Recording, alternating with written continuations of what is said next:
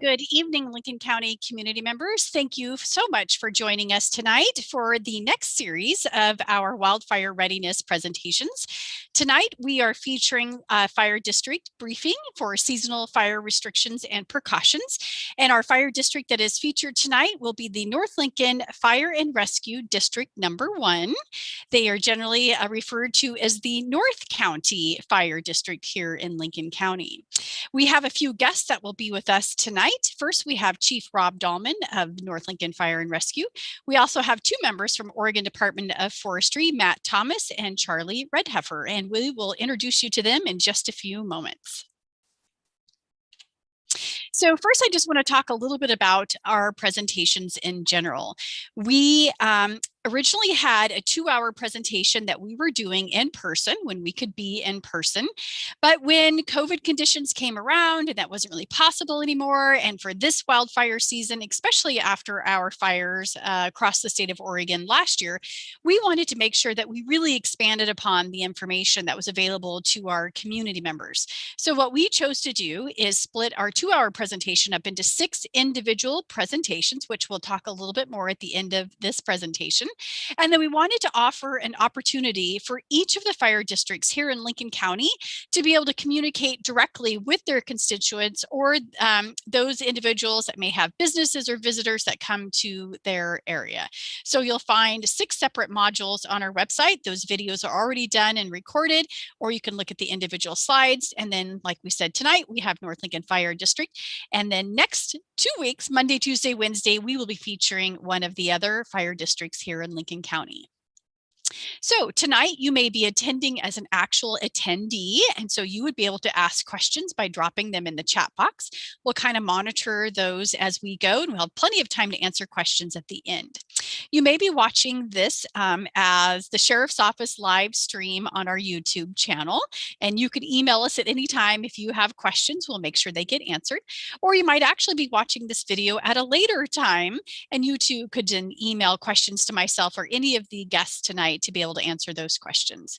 And also, the PowerPoint slides that we put available for you on the website are really intended to be a self-learning guide, which means most all of the graphics in the presentation have a hyperlink that will take you to additional information to help with your planning efforts, or there's actual built-in hyperlinks directly in those the words there. And as usual, I forgot to introduce myself. I'm Jenny Demaris. I'm your Lincoln County Emergency Manager. So first, we're going to watch our public service announcement that was presented by the Lincoln County Fire Defense Board. Chief Rob Murphy from Newport Fire and Chief Rob Dahlman from North Lincoln Fire. They sit as the Fire Defense Board Chief and the alternate. And of course, your Sheriff, Curtis Landers. So give me just a minute here while I bring the video over.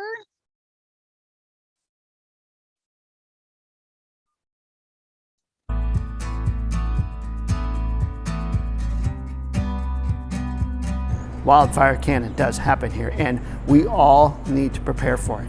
And that's probably the biggest thing to the public is be aware.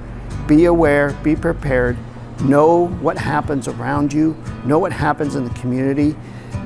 Listen to local radio, local media, sign up for Lincoln Alerts so that you have the most time, the best chance of getting early notification if we need to evacuate. I think something the general public, unless they've been through this, never really fully appreciates is how fast it spreads and how it can go from nothing to a firefighter or a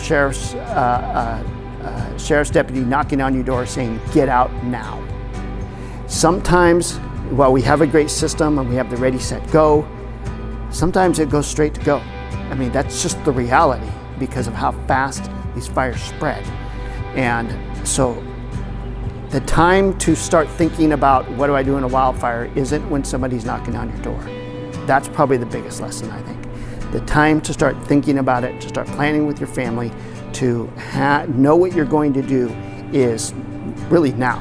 And that's why we're doing these messages, because we want people to think about this now, because in August, in September, you should already know what you're going to do. Yeah, link and alert should be very much a priority in what they're preparing for their plans. It's a direct communication. We heard a lot of things. Communication wasn't good or wasn't acceptable during this last event, and we know that link and alerts is one of the things that continued to work and was providing information, timely information, to all the residents in the area. And one of the things that residents can do is make sure that their link and alerts is up to date, that they have their phone numbers in properly, that their cell phones are in there. If you want to know about a neighbor or family member around, you can put their address in, and there's lots of tools and things you can do to be alerted in the event of not just a wildfire, but any event, any emergency event that goes on. It's an excellent tool, and that's one of the first priorities citizens should do is have that all up to date.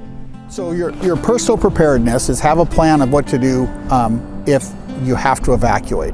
And this can be applied not just to fire season, but also if we have other natural disasters that come on. Pay attention to what's going on, know when those alerts come out, be part of and subscribe to the link and alert system, and make sure that you have, if you were to walk into your house and say, I've got 5 minutes to grab my most essential items, what would I take? What would be important? If you're at a level 1 or a level 2 evacuation for a wildland fire, have those things already gathered up and in your car. Have your birth certificates, your important documents, your computers, anything that you say, I can't live without this. Have that stuff at the door ready to go or in your car ready to go. I'm just really proud to be part of this community and part of the response that goes into it between the county, between the cities, the different fire districts. It goes all hand in hand, and it's a very collaborative approach to these disasters. And it's also because of, we're prepared well. Jenny Demaris, our county emergency manager, prepares us every year, prepares the community as we're doing here with information, but it's working together. That's the only way that we'll succeed, and we do very well at it. Visit Lincoln County's website to view the 2021 Wildfire Readiness presentation schedule. These are live events that you can attend via Zoom and ask questions, or you can watch them live streamed on YouTube. There are 6 subject matter areas and 1 event per each fire district. So if you can't make it in person, rest assured we will archive these online for you to review. When you get to the website, just use the search tool or look for the text that says Wildfire Readiness Presentations. Thank you.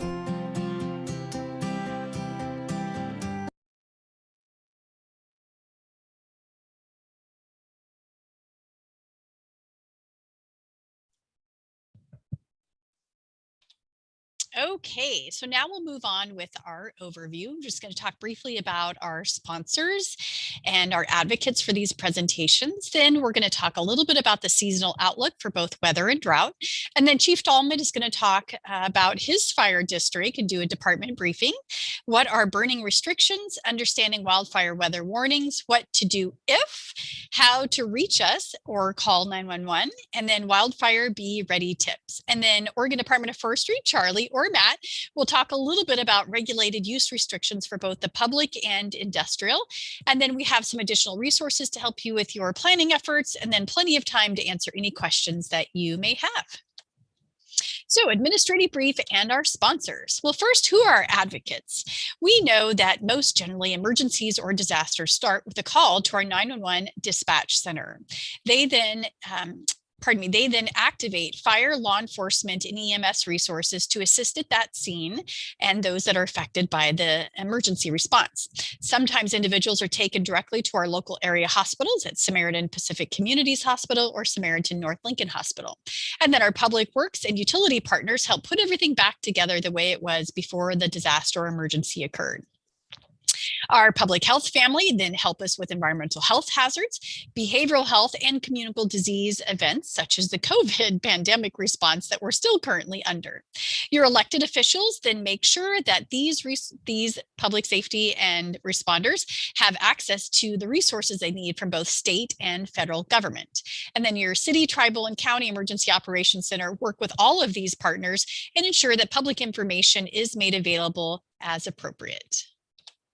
So the community presentation sponsors are your Lincoln County Fire Defense Board that is made up of each of the fire districts here in Lincoln County, as well as Oregon Department of Forestry, our Lincoln County Public Health, the American Red Cross, Oregon State University Extension, Oregon Coast Community College for the Small Business Administration, and Oregon Department of Finance and Regulation Services, their consumer and business services. And lastly, your Lincoln County Sheriff's Office. So what is our objective? Why are we actually doing these presentations? Well, if you've seen our Cascadia presentations in the past, you'll notice that this objective is very familiar. Our goal, no matter what the hazard is to strengthen your knowledge of that local risk and then your role in preparedness, response, and recovery. And tonight, in June and May, we are actually focusing on wildfire. So we're going to take a little bit at a seasonal outlook for both weather and drought. And then Charlie or Matt will give us a little bit of outlook specifically to Lincoln County for our drought conditions. So I really like to point out this. I didn't realize the Oregon Department of Forestry actually did this seasonal climate forecast, but it's definitely worth your time. They redo their forecast about every 2 to 3 months. It's available online. And as I mentioned earlier, you just click on the graphics here and it will take you directly to this page so you can watch the most recent climate forecast. Also, our partners at the National Weather Service provided us with a specific outlook for Lincoln County for this summer season. We actually utilized this summer outlook during our public safety tabletop exercise that we do in May each year to make sure that all of our public safety partners are ready for this year's wildfire season. Again, you can click right on this and you'll be able to go through that weather outlook. So drought conditions. We did this presentation last night for Central Coast Fire, and I had taken an original snapshot of the U.S. drought conditions for Oregon, specifically Lincoln County here circled. And the color just in May was the lighter color, which is a moderate of drought. And just that 1 month period of time, we have increased to a severe drought. So again, you can click on this link here and you can go to the U.S. Drought Monitor at any time and then watch and see how those drought conditions are changing as the season goes by. They also have, as you can tell, lots of informational resources up here, and they also have some of their information is available in Spanish. Pardon me. So Matt or Charlie, do either one of you just want to give us a little overview about what to expect with this season? Sure, this is Charlie here, and our rain season starts in October, and since last October, we are 7 or 8 inches below our normal precipitation. So we're becoming entrenched in this drought. And even though we've had a little bit of moisture lately, we are forecast to have more dry weather and higher temps, and we will end up going back past that recent moisture and continue to dry out into fire season. And we're ahead of where we were at this time last year.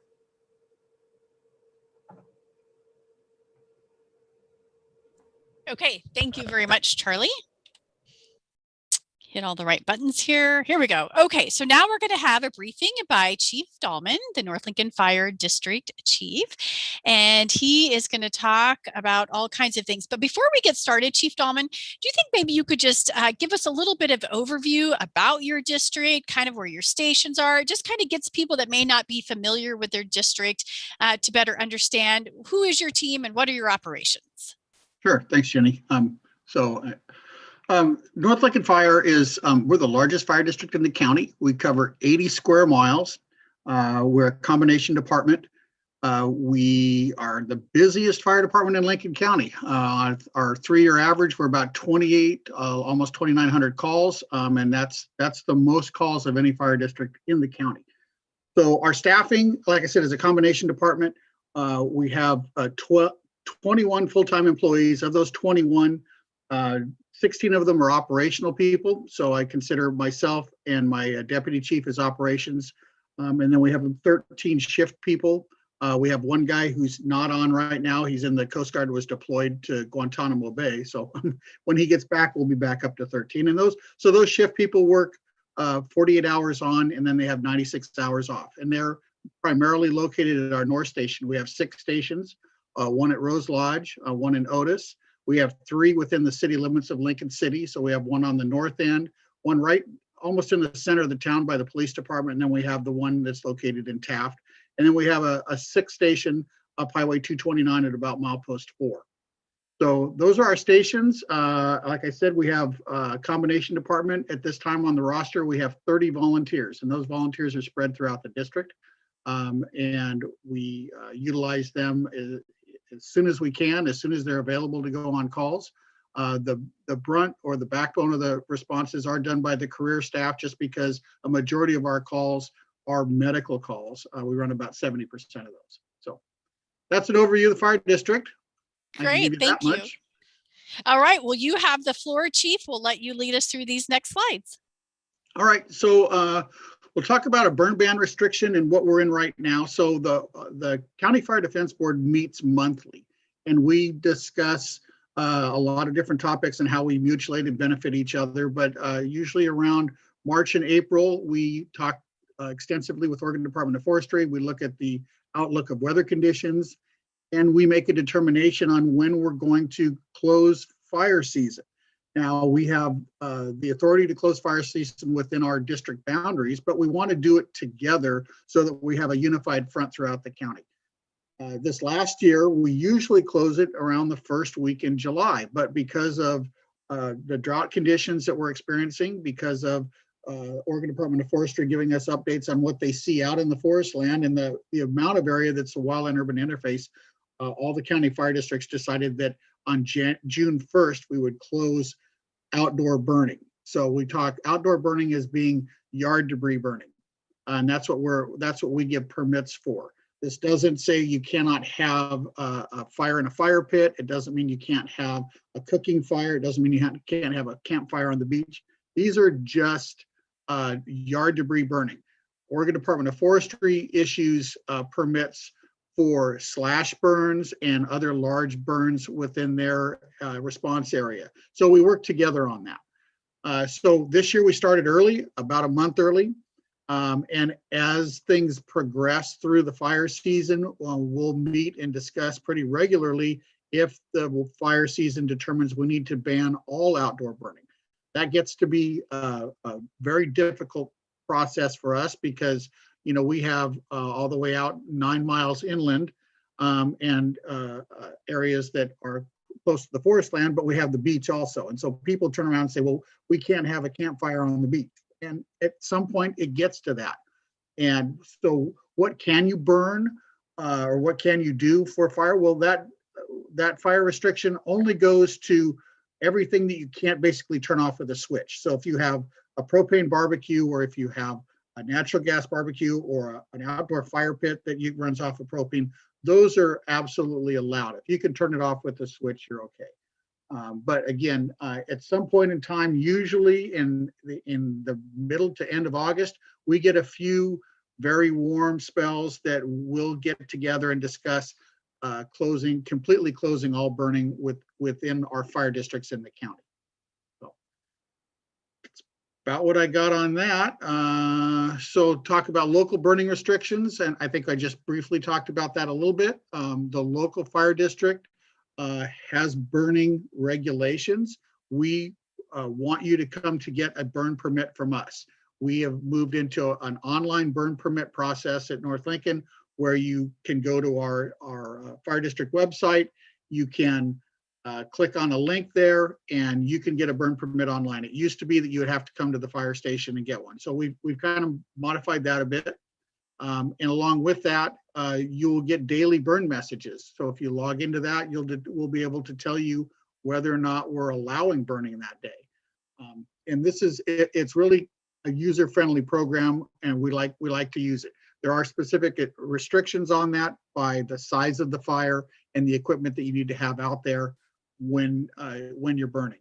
We want to make sure it's attended, you have hoses close by or a shovel, and that you have a burn permit, and that if it gets out of hand, you immediately give us a call so we can come out and take care of it. Because essentially, if the fire you have outside gets away from you and starts burning other people's property, you are held responsible for that. So we want to make sure we can get out there and stop that pretty quickly. And then, Chief, if I could just add at the bottom there, how do people get notified when burning restrictions go into place? So we send out press releases for that, and you'll send out an alerts message, a link alerts message with that, telling people that burning ban has been closed. We have reader board signs that we put up.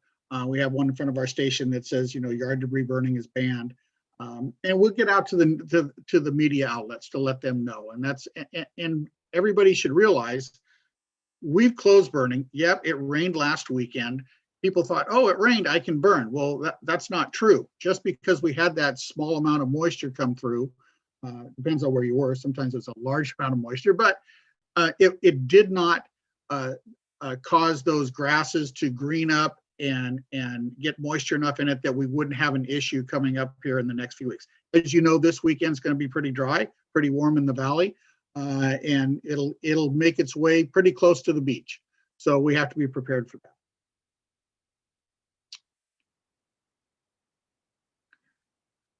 So fire weather. Fire weather, like it says here, typically spring, summer, fall. Our fire weather around here is summer and early fall.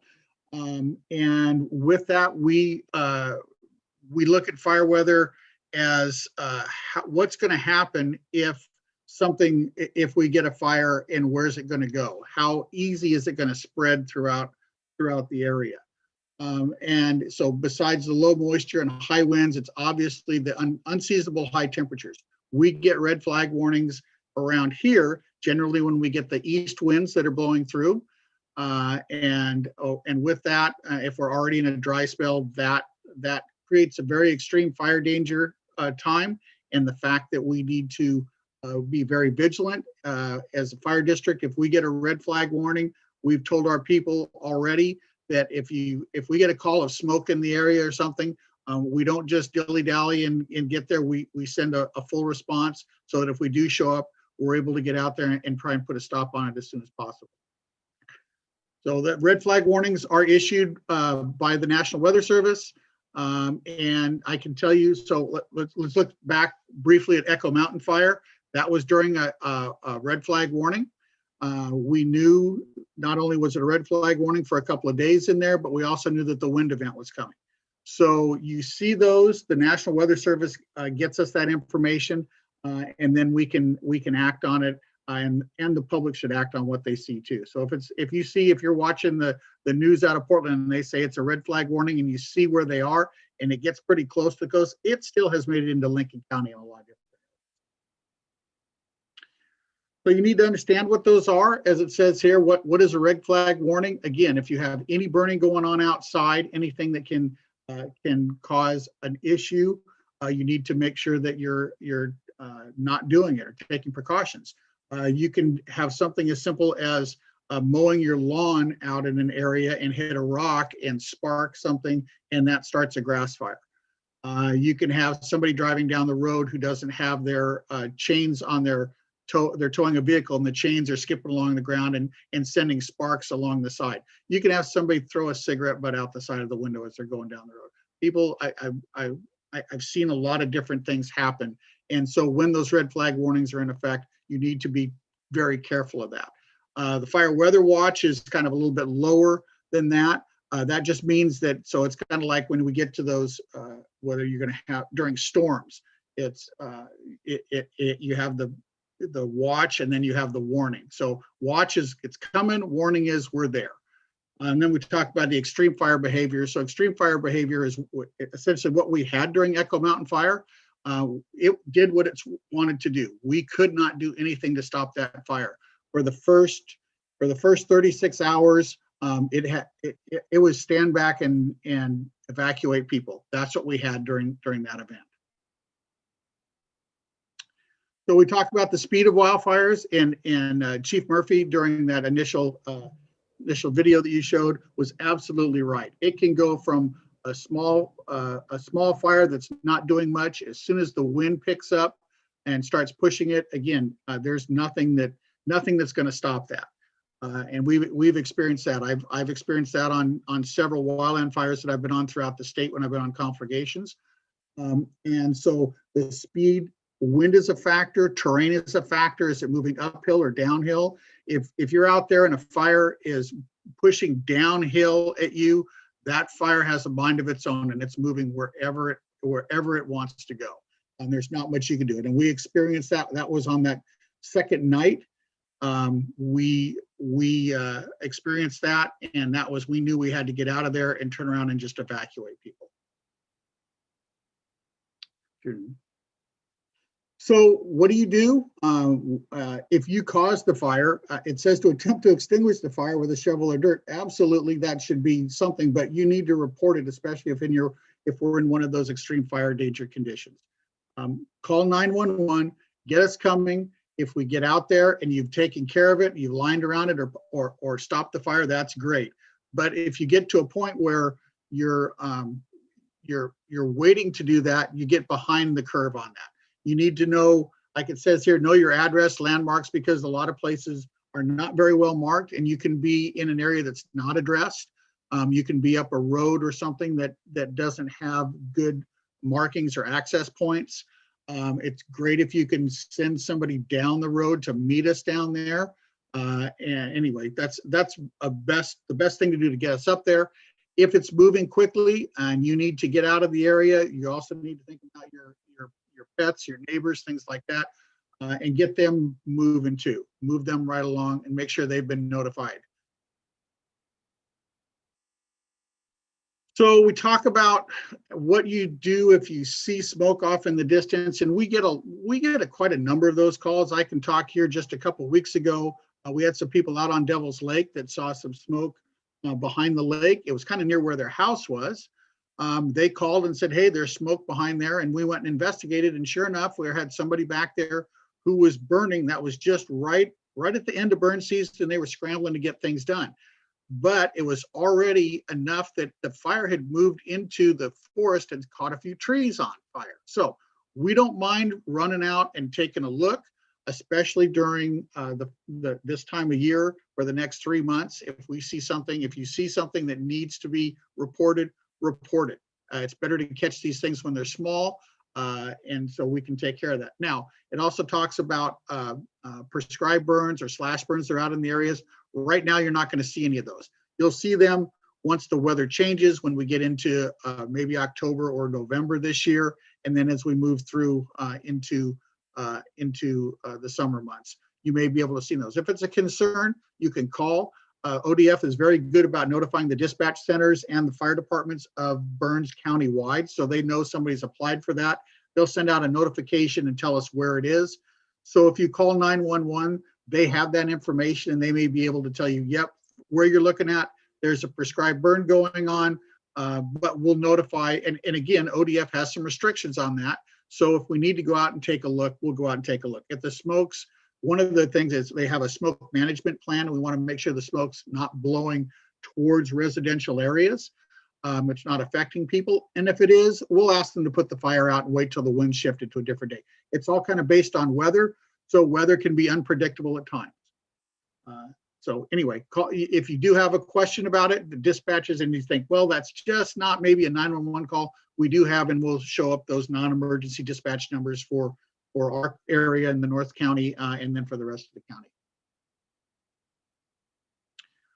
So we'll look at the fire districts by area. You can see that's a map of all the fire districts in the area. So we're, like I said, up at the north end, we are the largest fire district by both area and by call volume. Right next to us is Depot Bay Fire. It doesn't show on the north of us. There is Nestucca Fire. And then if you move east, we have West Valley Fire. And so those are the three districts that we mutual aid with a lot. So if we need assistance on house fires or on areas that are right on the border, we have those mutual aid agreements already set up. We do have a county-wide mutual aid agreement. So if we get something that's very large, we can call on our neighbors all the way through the county to send resources up. You have Depot Bay Fire District that's really right on the coastline. They're a very narrow strip. and they cover, if I were to describe Depot Bay, it's like the ocean to about a mile inland. Then you have Newport, and Newport actually has two. There's the city of Newport, and they have a rural protection district outside the city limits. It's considered one department because the rural fire protection district just basically gives their money that they collect to the city of Newport to provide fire protection. Depot Bay has 3 fire stations, kind of north, central, and south. Newport has the same. They have a north station, the central downtown, and then they have the airport fire station. If you move out east of us is Silet's Fire. Silet's covers quite a bit of area, but it's a lot of forest land and an urban interface. And you can see in that area that they can get really close to the forest land pretty quick, along with Toledo and East County Fire Protection District, which is out there in that area. Again, the city of Toledo handles the city, and they contract with the rural area to provide a service in those other parts of their count or parts of their area. Seal Rock Fire District is south of Newport there. They have an area, of course, you see the roads that go inland there. They have an area that's quite a bit inland in some areas. And then below that is Central Coast Fire and Rescue. Central Coast takes right up to the coast and then it follows the Alsea Highway, Highway 34, all the way up there. And they mutual aid a little bit further up, and they can get units from all the way from Philomath to come help them out. And then very far south, we have Yachats Fire District. Again, they have a narrow coastal area, but then it has its way up into the urban interface area where the residences are. And I'm gonna let ODF talk about all the rest of the county and all that, what we call unprotected area. You say it's unprotected, it's really not. They're there to help, and if they need us, they call and we head up there. So there you go, Charlie. That's your introduction.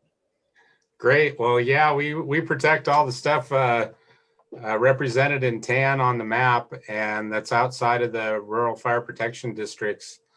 However, all our folks are equipped for fighting wildland fire and trained for fighting wildland fire. We don't have structural fire engines, and we don't train our folks to put out structure fires. We're all geared toward wildland. So that leaves a lot of unprotected structures out there. And I can relate to that, Charlie. I live way out East County on Highway 20. And so for those that may be new to Lincoln County, if you're in that tan area and you say, why is my homeowner's insurance so expensive? It's because your mortgage company identifies you as a property or a structure in an unprotected area or not close enough to a staffed fire station. And so we do pay that premium cost to have our homes in the rural area. Okay, so next here, I'm going to take over from Chief Dahlman. He talked a little bit about those non-emergency numbers. So this document is available. Again, you can link right here. And these are the non-emergency numbers for all of our public safety agencies here in Lincoln County. So both police, fire, EMS are 2 ambulance service providers. And then we also have Oregon Department of Forestry, Oregon State Police listed here as well. So you'll notice have a non-emergency number and then their regular business number. And of course, for any life safety emergency, you would dial 911, which this next sheet, we have a lot of community members say, well, I'm not really sure. When is it appropriate to call 911? And I know this is a little bit blurry if you're looking at the video, but that's why we recommend you bring up the actual presentation slides, because you can click on this and go directly to that document and be able to read it more clearly. Another idea for this one here is to print it and have it at home. Post that on your refrigerator, especially if you have kids at home. This is a great resource for them. And then those numbers that you would be most likely to call if you're in Chief Dahlman's fire district area, you should really put those telephone numbers into your contact. So just build a contact right away for North Lincoln Fire or your EMS ambulance service. And then that way you don't have to go searching for it when you need it. So a few little wildfire be ready tips. So emergency notifications, we want to make sure everyone does have their own Lincoln Alerts profile, that the information actually is up to date. You haven't changed numbers, gotten rid of a number. If you have a 12-year-old, you just gave them their first phone, we really suggest that each member in your household who has their own mobile device should receive their own emergency notifications. Your son or daughter could be at home after school and you're at work, you're more than a half hour away. You want to make sure that they have that emergency notification information directly to them, and then train them, educate them on what they should do if they receive those emergency alerts. So you should know what your evacuation levels are. State of Oregon has one defined definition for level 1, level 2, level 3, which is be ready, be set, go now. As you can see in the graphic here that we have with Bigfoot to kind of remind us what those steps are. Prepare, monitor, and pack your valuables at a level 1. At a level 2, you need to be set to evacuate at a moment's notice. If you have anyone in your household that would be considered special needs or access and functional needs, or pets or livestock, or RV, utilities, boats, whatever is a value to you that you know that you're going to want to take with you, then we really recommend at that level 1, level 2, that you go ahead and evacuate early. You don't want to wait to the last minute. And then level 3 means go now. It doesn't mean start putting stuff in the car. It means your item should already be in the car ready to go. And if you need assistance evacuating, if you don't have transportation, then that's when you're going to call the call center to let them know that you'll need assistance with evacuating, and we will find a way to help you. So be wildfire ready tips. Again, this is our wildland fire action guide. It's a multi-page document. You can use it to document your family plan for where you're going to evacuate to, the things that you should be bringing with you. Early evacuation is definitely the key with pets, animals, and access and functional needs households. Comply with local warnings about evacuations. Don't wait until the last minute to evacuate, and don't underestimate how fast fire can progress. So Charlie or Matt, probably Charlie, is going to take over and talk a little bit about the public regulated use restrictions for public. And then we also have just one slide about the industrial, because some folks may not realize that for the industrial folks, our logging industry, timber, private company owners, construction companies, they do have a different set of standards that they work with. So Charlie, I'll let you take it away.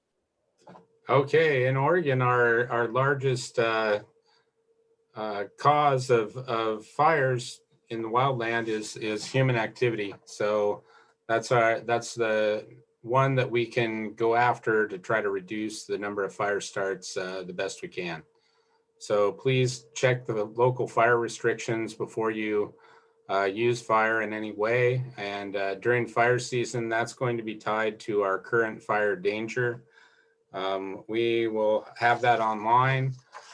We have a little handout that we can give folks that doesn't show up very well. There it is. There's that slide.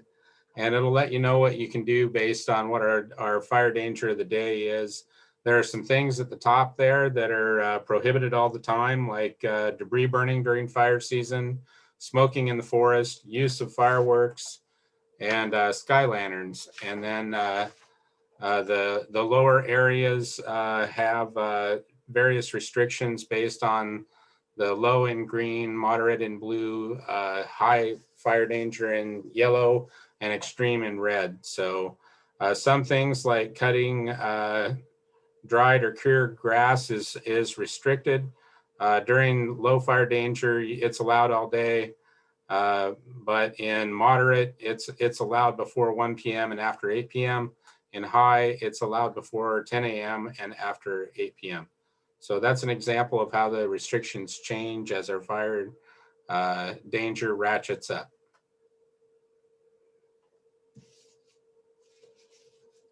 Then our industrial fire use restrictions on all of our fire danger boards that have the 4 different colors. We will also have the industrial fire precaution level on that. And that's a regulator for our industrial operators out in the forest. And it governs how long they can work into the afternoon, when they need to shut down, and how much of a fire watch they need. And we have 3 different zones in Lincoln County now. And we don't have a current slide of that, but going inland from the coast, it's 1, 2, and 3. So we have the 3 different zones for Lincoln County. Thanks, Charlie. And so, Charlie, before I let you go here, can you just, when we did a presentation earlier, one of the first series was about finances, liability, risk. And then when we did the wildfire protection, I can't remember which module it was. Anyways, you have a really great story that you talk about that liability for homeowners or property owners or even the industrial folks, that if they're doing outside of your public use, industrial use regulation and something goes wrong, about that liability. I think you referenced that Stout fire. I mean, I think that's the key here is people think, oh, I'm not going to worry about it. It was a little, we had the marine mist this morning. I'm going to go ahead and burn my garbage in the backyard. But really, that risk and liability to that individual is really high. Sure. That goes right along with the mowing grass example. The Stouts Creek fire of 2015 down in Douglas County was started when two different people were mowing their lawn in the afternoon, and it was dried, cured grass. And two different people started two different fires that grew together and became what was known as the Stouts Creek complex. And it took over a month to extinguish. Many thousands of people worked on that fire. Two different fire teams had 2-week assignments fighting that fire. And the total bill was $38 million. And I think it was just last year, the state of Oregon finally got everything together and billed those two people for that $38 million. So that's an example of how folks can be held liable for fire spread from their activities. Thank you. And Nancy Yule from the Oregon Department of Financial Regulation, in her finance presentation, she really does talk about your individual homeowner's insurance policy and what is covered and what is not covered. And that liability piece could really, you could pull up short for financial compensation. Okay, so I just talk a little bit about additional resources that we have available. Really, it's no matter what the hazard is, it's important to build those survival skills and or consider volunteering. So first aid and CPR is one of the best things you can do for yourself, your family members, your coworker.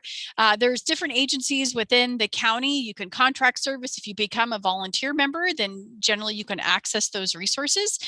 Think about volunteering with the American Red Cross. Two important reasons here. One, they are the volunteer service that when Chief Dahlman has a structure fire where a family or an individual has lost their home, but it's not the whole county's on fire, the Red Cross is called, and they're the ones that provide assistance to that family to buy them some time to talk with their insurance company, figure out what they actually qualify for, give them immediate housing in one of our local hotel services, hygiene projects and things. So those Red Cross volunteers to help after an immediate structure fire is invaluable. They are also the volunteer group that specializes in doing community shelters when we have a large scale emergency response. We saw that happen with Echo Mountain Fire, and they continue to provide sheltering services for several weeks until the State of Oregon Department of Human Services picked up that responsibility. Amateur radio, referred to as ham radio operators, they're part of our Lincoln County Auxiliary Communication Service. You don't have to be a whiz at it, but you do have to have your amateur radio license. And we try to offer a couple times a year classes that you can take. You can also study on your own. If you go to our website, volunteers, we'll show you how to do that. Medical Reserve Corps is a new group for us here in Lincoln County. And they were our volunteer group that will coordinate and assist with the medical fragile shelters, which may be co-located with our American Red Cross shelters. So those individuals that may be homebound, have some medical needs that don't require acute hospital care, that's where the Medical Reserve Corps team will step in and assist in those medical fragile shelters. And of course, our CERT chapters of Lincoln County, Chief Dahlman has a CERT chapter for North Lincoln CERT. Great group of people. They really hit it out of the park in 2020 for both COVID and Echo Mountain Fire. I just can't say enough about them.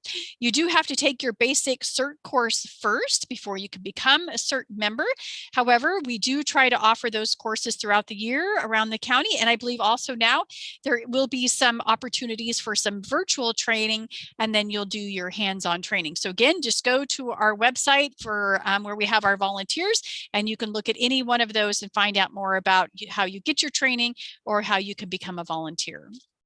The Map Your Neighborhood is really a useful tool if you're wanting to promote that preparedness, readiness, response in your sort of neighborhood.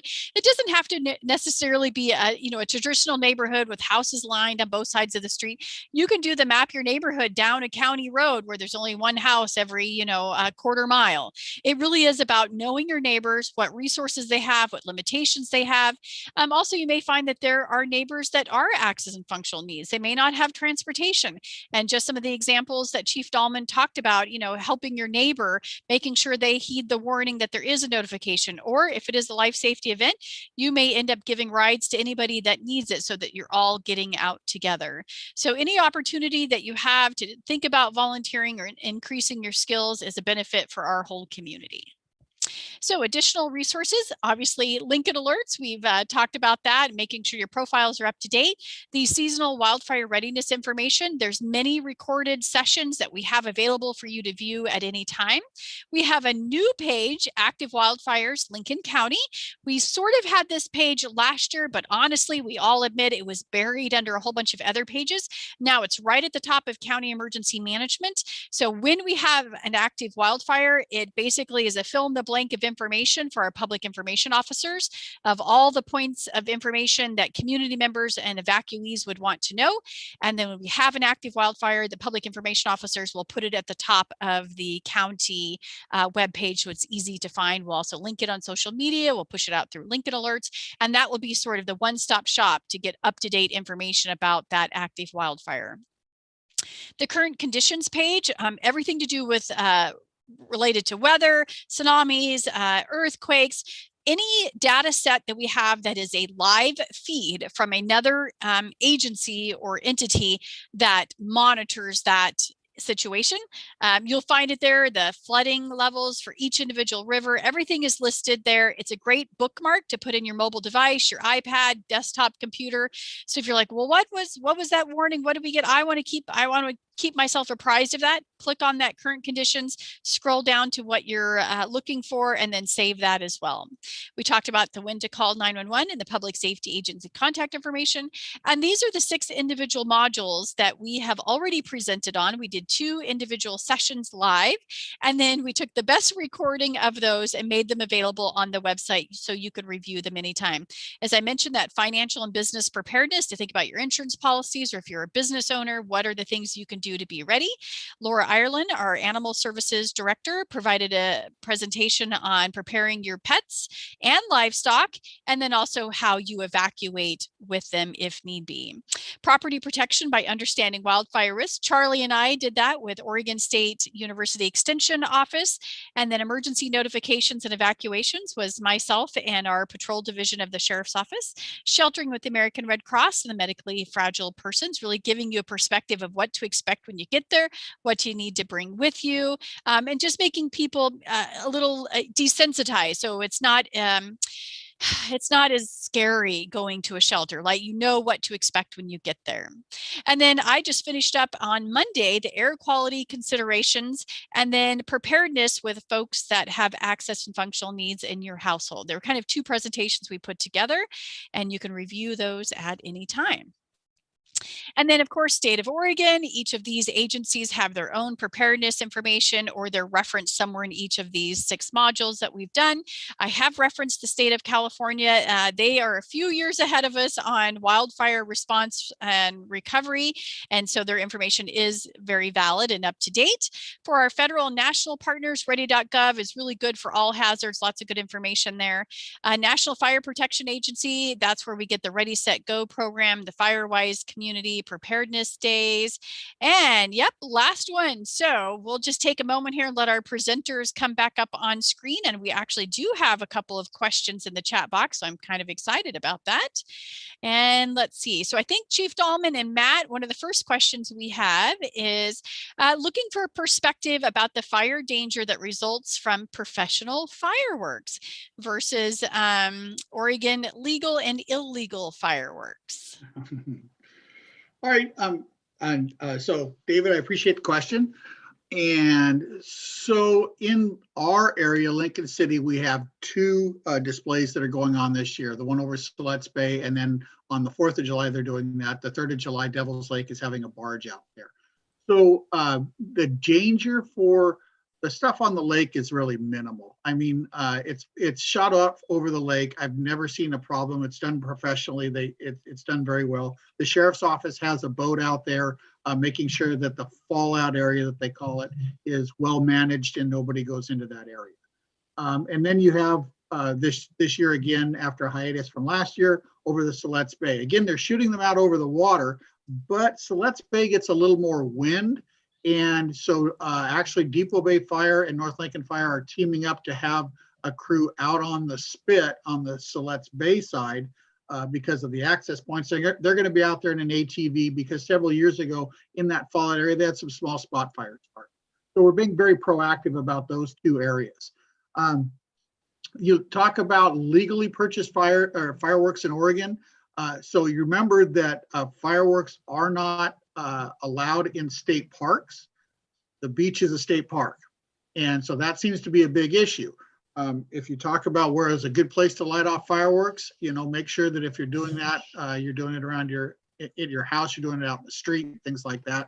I think that the beach is a pretty good place to have a safe area to light off fireworks. However, the beach is a state park. Now, as you come inside Siletz Bay, you're around the point there, and that beach area is in the city limits. And so they won't be enforcing any fireworks restrictions on the beach there. Illegal fireworks are not allowed in Oregon. And people, we see here on the coast a huge influx of people lighting off illegal fireworks. Remember that just like with when Charlie talked about the liability of fires, it bleeds over into fireworks. If you light off a firework, even illegal or legal, and you catch somebody's house on fire, guess who's responsible? If your child does it, guess who's responsible? And it's not just a civil liability. He talked about $38 million at Stouts Creek. There could be criminal liability to that. If you get a firefighter hurt or killed while suppressing that fire, it can be determined that you guys caused that person caused the fire, and there can be criminal penalties along with that. So this year, I know that the police department here in Lincoln City is working very hard. We're working really close with them to make a presence out there and try and curtail the use of fireworks. That's been a mandate set down by the city council, and we want to make the place as safe as possible when we have those when people are lighting off those fireworks. So that's a long-winded answer, right? Yeah, Chief Dahlman, I think you hit the nail on the head there. Totally agree kind of with your perspective there on the difference between the legal fireworks and the bigger fireworks displays. Those bigger fireworks displays, there's a lot of coordination that goes into those, with our department, with the fire districts, Oregon State Fire Marshals, and they're pretty heavily regulated. So there's a lot of work that goes in behind the scenes there. It's not just not an event where they put a bunch of fireworks on a big barge and light them off. So there's quite a bit of planning. The legal fireworks in Oregon. So one thing I do want to touch on now that we are in fire season here in Lincoln County is, that sheet Charlie referred to a few slides back. It's one of the things that when we are in a declared fire season, this one, that one right there. Fireworks are prohibited at all times on lands protected by Oregon Department of Forestry. So in that one slide that showed all the different protection districts, all those lands that are protected by ODF, fireworks are prohibited. So that does include small portions of each of the fire districts, as well as we do have dual jurisdiction throughout most of the county. So, a good way to look at it is if it's inside city limits and they're legal fireworks during the appropriate time, that's a good time. But this year, as of right now, any of those rural areas or areas outside of the rural fire protection districts, fireworks are prohibited at this time. That also goes with sky lanterns. Sky lanterns are prohibited at all times, all year, as well as shooting tracer ammunition as well.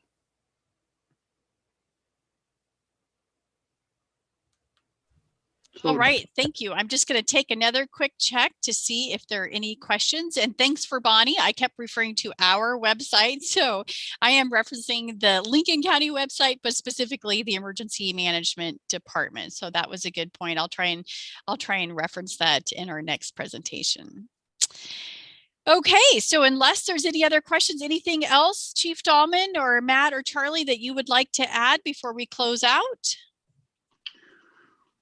I guess the only thing I'd like to say is we're on heightened alert this year. After what happened last year statewide, I think everybody in the state of Oregon is on heightened alert. We've worked more closely with Oregon State Fire Marshal's office this year and ODF than we ever have before. There are a lot of things going on statewide that talks about pre-positioning resources in advance of areas that we think might have high fire danger, the ability for us to call in air resources before Oregon State Fire Marshal's office or ODF get on scene to be able to make those requests and get that stuff coming. Those are all good things that the State Fire Marshal's office has put together for us. So we were prepared last year. We better prepared this year. I think we are as prepared as we were last year, but I think that the partnerships and the relationships between all of the neighboring fire districts and the state are going to pay off when we have an incident this year. Agreed. Okay, so no other chats there, and unless Charlie, you got anything last to say for us?